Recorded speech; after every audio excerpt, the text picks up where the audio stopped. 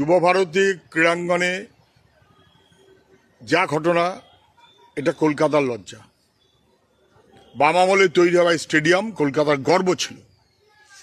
এই মাঠে বহু মানুষ এসেছেন, বহু বিশিষ্ট ফুটবল সম্রাট পেলে পর্যন্ত এসেছেন। কখনোই বিশৃঙ্খলা হয়নি। কেন হলো? হাজার হাজার টাকা দিয়ে মানুষ এসেছেন মেসিকে দেখতে। সেইখানে মেসিকে দেখতে দেবে না, দেখতে পাবে না, নেতাদের দেখতে হবে। মানুষ কেন পছন্দ করবে? এর দায় তো তাদের, যারা সংগঠক।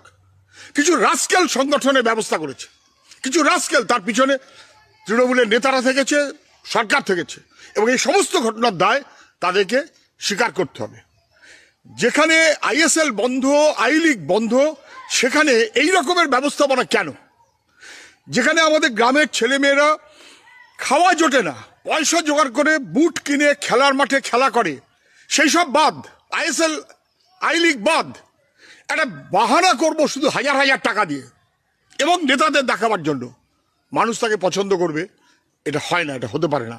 ফলে যে ঘটনা ঘটেছে যেমন দুর্ভাগ্যজনক, কলকাতার যেমন লজ্জা, এর দায় পুরোপুরি নিতে হবে সরকারের। যারা বাধা, তারা এই সমস্ত ব্যবস্থা করেছেন অন্য কোনো ভিন্ন উদ্দেশ্যে, অন্য কোনো ভিন্ন উদ্দেশ্যে। মমতা ব্যানার্জি গেলে লোক আসে না, মেসি গেলে হাজার হাজার লোক, উন্মাদনা, সবার এসব সহ্য হয় না।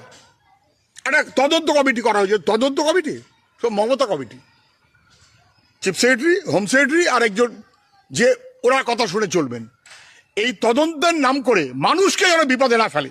যদি সত্যি কোনো তদন্ত হয়, সংগঠকদের এক্ষুনি কোমরে দড়ি বেঁধে জেলে পড়া উচিত। এত বড় লজ্জা বাংলার এবং কলকাতার যারা করেছেন, তাদের কোনো ছাড় হতে পারে না। খুবই দুর্ভাগ্যজনক।